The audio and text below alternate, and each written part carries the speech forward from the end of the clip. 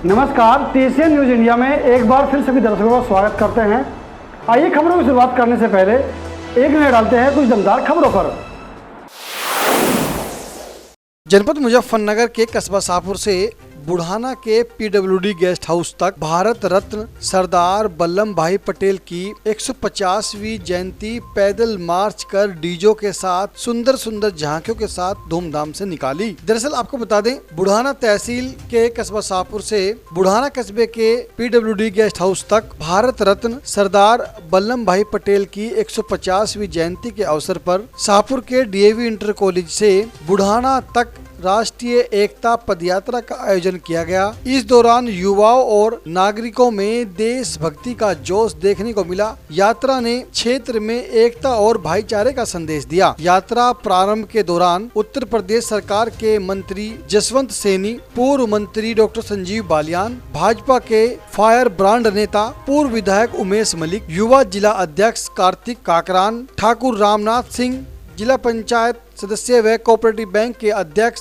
मुजफ्फरनगर विनोद सैनी, पूर्व चेयरमैन कस्बा शाहपुर परमेश सैनी, मोनू सैनी, मोनू कुर्थल, मोनू मलिक, युवा नेता कपिल सैनी, हिमांशु संगल, अमन ठाकरान सहित कार्यक्रम में कई जनप्रतिनिधि, मंडल अध्यक्ष और समाज सेवी शामिल हुए। रैली गांव साहडब्बर, भैसाना और खतौली तिराहे पर बुढ़ाना कस्बे में कई जगह पर लोगों और महिलाओं ने फूलों से यात्रा कर रहे लोगों का जोरदार स्वागत किया। आइए आपको सुनवाते इस संबंध में अलग अलग बीजेपी के वरिष्ठ नेताओं द्वारा क्या बताया गया। लौह पुरुष सरदार वल्लभ भाई पटेल जी की 150वीं वर्षगांठ पर आदरणीय देश के यशस्वी प्रधानमंत्री श्री नरेंद्र मोदी जी के आह्वान पर आज बुढ़ाना विधानसभा में भी एक यूनिटी मार्च निकला, रन फॉर यूनिटी, और जिसका एक कह सकता हूँ प्रदेश के अंदर हर विधानसभाओं में यात्राएं ज़्यादातर निकल चुकी हैं। हमारे यहाँ भी पहले एक बार तय थी डेट, वो थोड़ा लेट हो गया था, बुढ़ाना में एक हादसा हो गया था, लेकिन आज यात्रा निकली। विधानसभा के कई हजार कार्यकर्ताओं ने, आम जनता ने यात्रा में हिस्सा लिया और कह सकता हूँ इस उत्तर प्रदेश की एक बेहतरीन यात्रा पैदल मार्च आज निकला। कहाँ से यात्रा शुरू हुई? शाहपुर DAV इंटर कॉलेज से शुरू होकर के बुढ़ाना PWD गेस्ट हाउस पर समापन हुआ। बीच में बसाना भोजन था, जिसमें हमारे प्रभारी मंत्री जी भी हमारे साथ चले, हमारे डॉक्टर यानी सोमेंद्र तोमर जी, हमारे डॉक्टर संजीव बालियान जी भी हमारे साथ चले। आदरणीय उमेश मलिक जी के पूरे नेतृत्व इस यात्रा को मिला। पूरे दिशा निर्देशन में बाइक रैली थी, पैदल यात्रा थी। पैदल यात्रा लगभग कितनी दूरी है यात्रा में? ठीक हमने जो 11 किलोमीटर की ये यात्रा रही।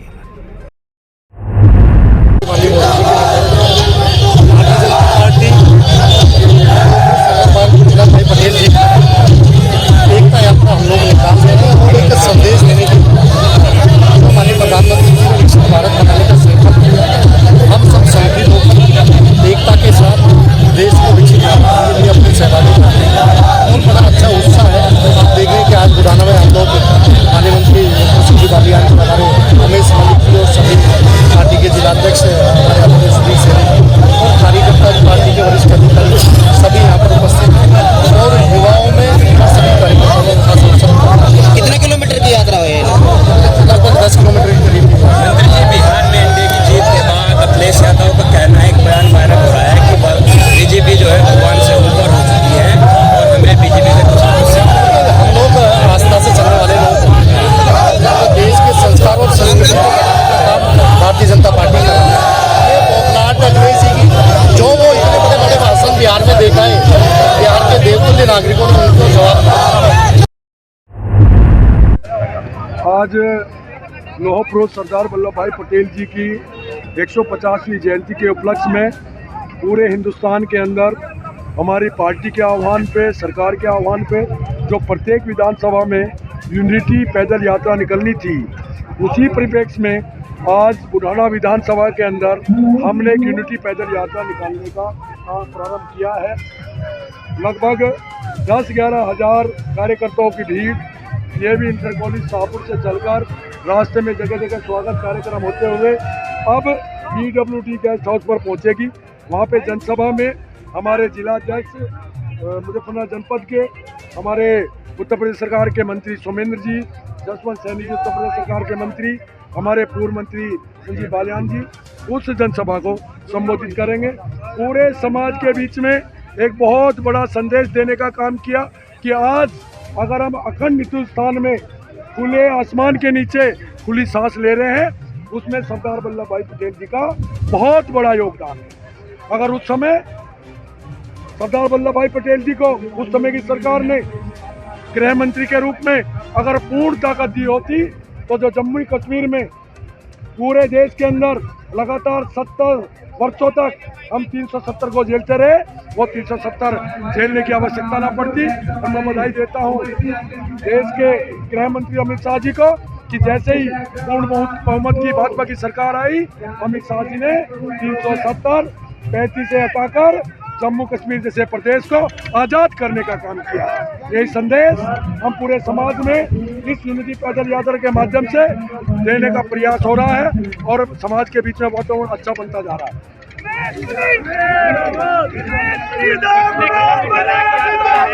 भीड़ है, आप बहुत सारी जनता के साथ चल रही है। 11 विधानसभा का नंबर है और 11,000 की भीड़ का हमारा लक्ष्य था। भगवान परमेश्वर ने साथ दिया, आज बहुत बड़ा सहारा है। लेकिन वास्तविक में मैं बधाई देता हूं अपने कार्यकर्ताओं को, बुढ़ाना विधानसभा क्षेत्र की जनता को। तो 11,000 की संख्या आज आने में हम लोग सफल हुए और बहुत बड़ा जन सैलाब आज इस पद यात्रा में हम लोगों के साथ निकला है।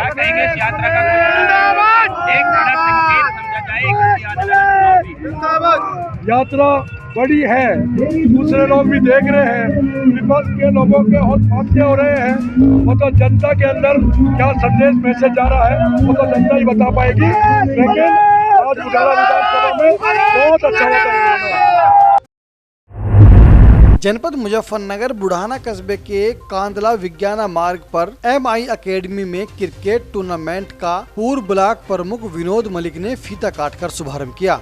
दरअसल तस्वीरें आप देख पा रहे हैं, बुढ़ाना कस्बे के कांदला रोड पर विज्ञाना मार्ग पर MI अकेडमी में चैलेंजर कप क्रिकेट टूर्नामेंट में पूर्व ब्लॉक प्रमुख विनोद मलिक ने फीता काटकर शुभारंभ किया है, जहां मैच BSK बनाम टारगेट टीम के बीच हुआ, जिसमें BSK ने बल्लेबाजी करते हुए 20 ओवर में 157 रन बनाए। टारगेट टीम ने 17 ओवर में 158 रन बनाकर जीत हासिल की। मैन ऑफ द मैच उदय मित्तल रहे। जनपद मुजफ्फरनगर में SIR फॉर्म भरने को लेकर SDM ने घर घर जाकर महिलाओं और लोगों से की पूछताछ। SIR फॉर्म भरने की दी जानकारी, लोगों को किया जागरूक। दरअसल तस्वीरें आप देख पा रहे हैं, बुढ़ाना कस्बे व बुढ़ाना तहसील क्षेत्र के गांव कल्याणपुर की तस्वीरें, जहां SDM बुढ़ाना अपूर्व यादव ने BLO द्वारा फॉर्म लोगों को न दिए जाने की शिकायत पर गाँव में जाकर कल्याणपुर में घर घर जाकर लोगों से और महिलाओं से पूछताछ की है। SIR फॉर्म भरने की भी जानकारी दी है, जहां लोगों को एक अलग प्रकार का डर व्याप्त है। वहीं SDM बुढ़ाना अपूर्व यादव ने SIR फॉर्म भरने की जानकारी देकर महिलाओं और लोगों को जागरूक किया है, जहां उन्होंने SIR फॉर्म गांव में और बुढ़ाना कस्बे में बांटने को लेकर BLO से भी उन्होंने पूछताछ की है। उन्होंने कहा है कि अगर कोई भी BLO फॉर्म बांटने, भरने या फॉर्म न देने और न ही लेने में किसी भी प्रकार की कोई लापरवाही करता है तो उसके खिलाफ सख्त कानूनी विभागीय कार्रवाई अमल में लाई जाएगी। जनपद मुजफ्फरनगर में SIR फॉर्म पर बोले प्रमोद त्यागी, लोकतंत्र में सबसे बड़ा अधिकार वोट और वोट को बचाना है। दरअसल तस्वीरें आप देख पा रहे हैं, बुढ़ाना कस्बे में प्रमोद त्यागी के निज निवास की ये तस्वीरें, जहां उन्होंने प्रेस वार्ता कर कहा SIR फॉर्म जागरूकता को लेकर शिविर लगाए जाएंगे। जिला बार संघ मुजफ्फरनगर के पूर्व अध्यक्ष, समाजवादी पार्टी के पूर्व जिला अध्यक्ष प्रमोद त्यागी ने कहा कि विशेष प्रगाढ़ पुनर्निरीक्षण SIR फॉर्म के प्रति लोगों को और अधिक जागरूक करना है, क्योंकि अगर कोई चूक होती है तो हम लोग मताधिकार से वंचित हो सकते हैं। जहां उन्होंने प्रेस वार्ता कर SIR फॉर्म को लेकर अहम बिंदुओं पर चर्चा की। आइए आपको सुनवाते हैं इस संबंध में समाजवादी पार्टी के वरिष्ठ नेता प्रमोद त्यागी ने क्या कहा। सबसे महत्वपूर्ण और हाल का मुद्दा SIR है, जिसे अभी कह रहे थे सर। SIR जो चुनाव आयोग ने और केंद्र सरकार ने जिस तरह का प्रचार किया है, मैं आज ही पश्चिम बंगाल के विरोधी दल के नेता का बयान पढ़ रहा था। उन्होंने कहा था कि 7वीं बार SIR हो रही है। बहुत बुजुर्ग लोग बैठे हैं, मेरी भी बहुत उम्र आ गई, आज तक SIR का कभी वो नहीं हुआ। 47 से बाद से आज तक SIR का ये चल रहा है, कभी नहीं हुआ। मैं माइक के सामने कह रहा हूँ ये बात। SIR जो है, जिस मकसद से वो बता रहे हैं वो अच्छी चीज़ है, अगर वो मकसद पूरा किया जाए। कष्ट देने का ये है कि अभी तक हमारे क्षेत्र में भी, हमारे प्रदेश में भी शिक्षा की कमी है। लोगों पे जो प्रायोरिटीज दी हैं कि जिनके आधार पर SIR मानी जाएगी, उनकी जानकारी की भी कमी है, उनके सबूतों की भी कमी है। उसके लिए हमने कुछ निर्णय लिए हैं, कुछ हमने नंबर भी दिए हैं। यहाँ भी हम कैंप लगाएंगे, घर पे नगर पंचायत में भी हमारे सभासदों ने तय किया है, वहाँ भी हम कैंप लगवाएंगे, जिससे उन लोगों को जो समझ नहीं पा रहे हैं SIR का फॉर्म कैसे भरा जा। मैं किसी का नाम नहीं बताऊंगा, आप जानते हैं हमारे कस्बे के बहुत पढ़े लिखे ग्रेजुएट आदमी ने जो SIR का फॉर्म भरा वो गलत था। तो ये भी जानकारी होनी चाहिए, क्योंकि दोबारा वो मौका नहीं देने के। तो SIR में हमें अति जागरूक होना है, उसमें जो संभव है वो हम सहायता करेंगे। कैंप भी लगाएंगे, यहाँ पे लगाएंगे, टाउन हॉल में भी लगाएंगे, और देहात में भी हमने हर जगह 2-3 जगह कैंप लगाने का कार्यक्रम किया है। एक चीज़ आपके माध्यम से, वैसे तो बहुत एडवर्टाइजमेंट आ रहे हैं, सोशल मीडिया पर भी बहुत सूचनाएं आ रही हैं, अखबार में भी सरकार ने और चुनाव आयोग ने विज्ञापन दिया। जिसकी 2003 में वोट है उसको केवल अपनी वोट दिखानी है कि 2003 की वोटर लिस्ट यहाँ भी अवेलेबल है, टाउन में भी अवेलेबल है, और भी हमने गाँव में अवेलेबल करा दी। आप भी सबको बता दें आपके माध्यम से कि जिसकी 2003 में वोट है उसे केवल अपनी वोट दिखानी है। उसके बाद जिसकी 2003 के बाद वोट बनी है, अगर उनके माता पिता बाबा दादी खून के रिश्ते हैं, उनकी वोट है, तो वो वोट दिखानी है कि जी मेरे बाबा की, मेरे दादी की, मेरे पिता की, मेरी माता की वोट 2003 की वोटर लिस्ट में, उससे उनकी वोट बढ़ जाएगी। किसी ने दर्जा 2 भी पास किया है, TC मिला है स्कूल से, उस TC में उसकी पैदाइश है, माता पिता का, अब माँ का भी नाम आवे, माता पिता का नाम उसमें है, उस आधार पर वोट बढ़ जाएगी। और इन सब की भी बात नहीं है तो एक एफिडेविट फॉर्म के साथ लगाओ कि ये मेरे पिता हैं, ये मेरी माता है, मेरी दादी है, कोई ऐतराज़ करता है। एक तो SIR में आप ये सामाजिक कार्य भी है, और ये अगर ईमानदारी से होगा तो ये अच्छा भी है। मैं रहता हूँ मुजफ्फरनगर 50-60 साल से, अगर मैं वहाँ भी वोट बनवा लूँ, यहाँ भी वोट बनवा लूँ तो गलत है। मैंने तो आज तक नहीं बनवाई, मेरी बुझाने में वोट है। अधिकांश वोट लोगों की 2-2 जगह हैं, अगर सही हो गया तो वो वोट भी कट जाएंगी फालतू। और बहुत से भले लोगों की वोट नहीं है, क्योंकि गरीब आदमी हैं, मजदूरी करके जीवन यापन करते हैं, शिक्षित नहीं हैं, तो उनके साथ ही जाती होती है। तो उसमें हम मदद करेंगे।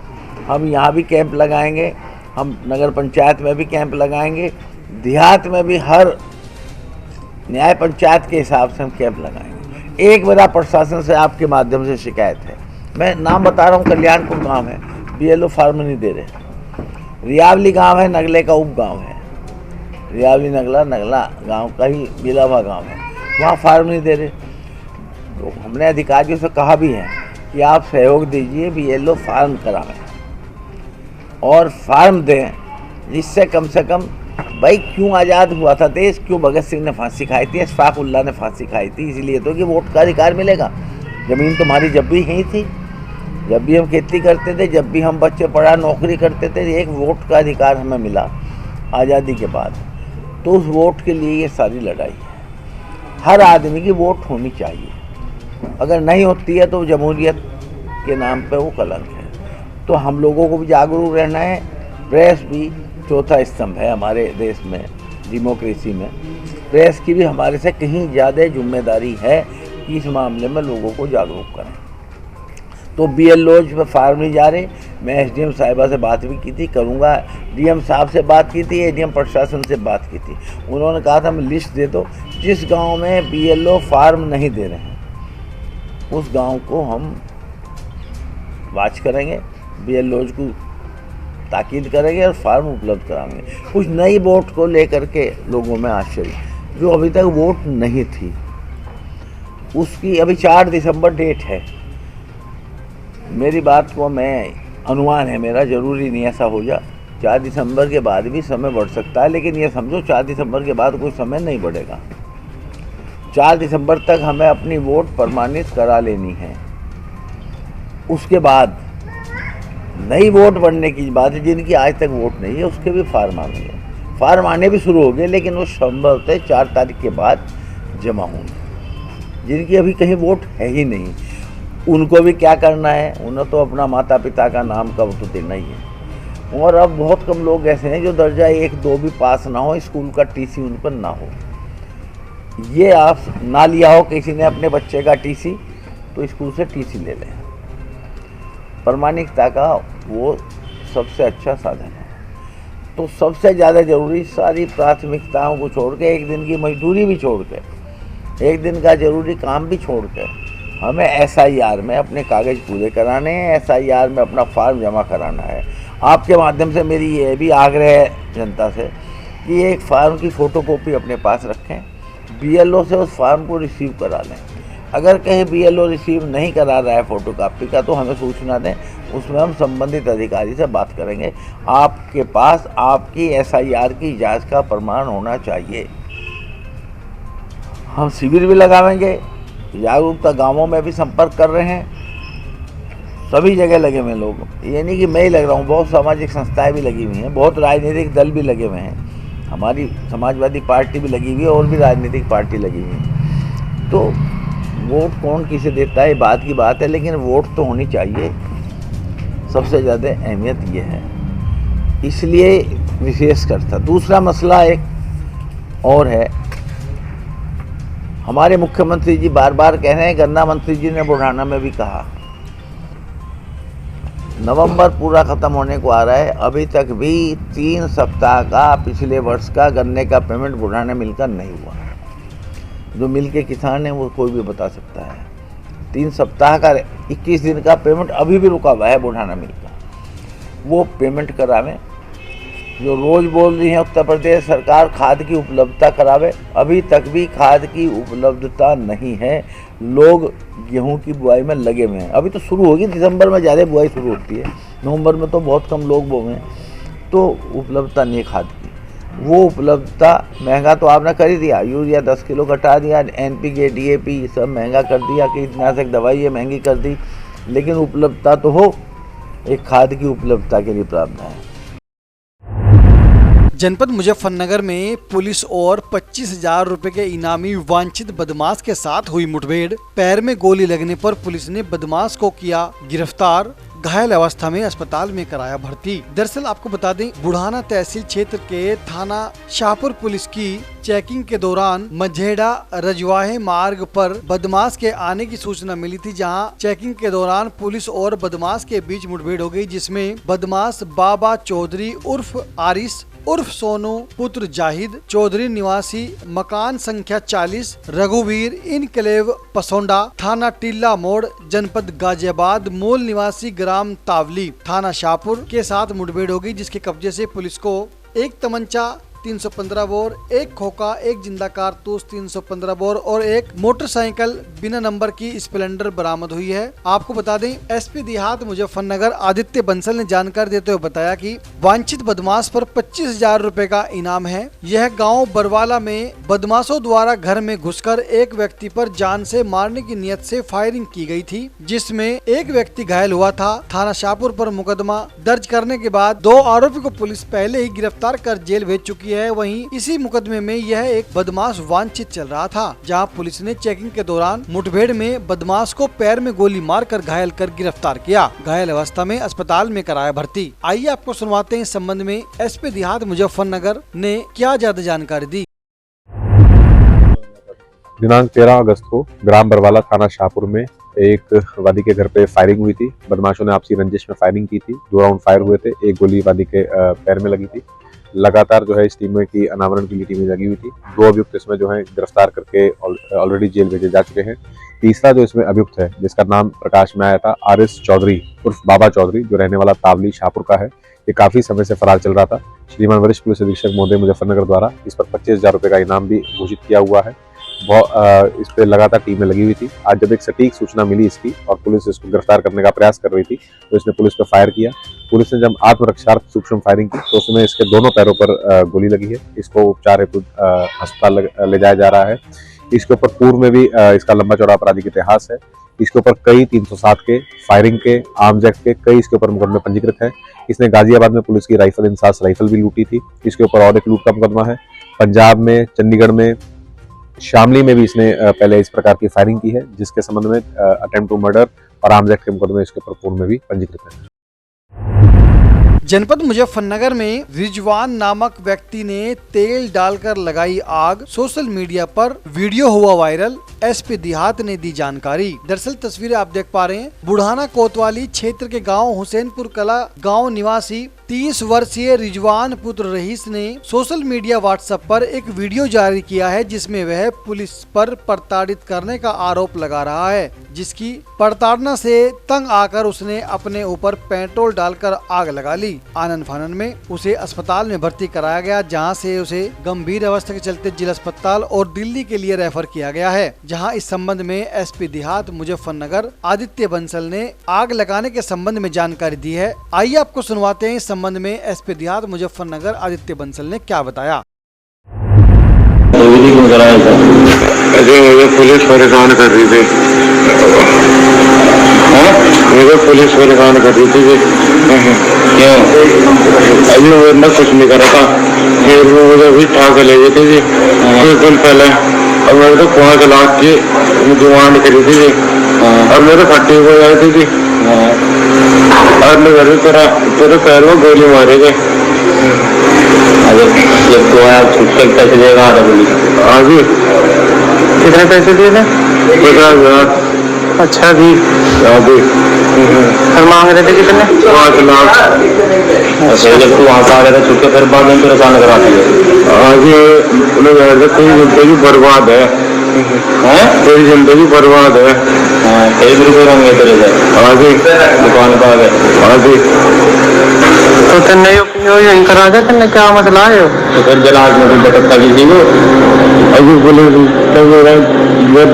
कर देगी। बोले पुलिस ने मेरे बहुत खट्टे हो जाए तो कौन था?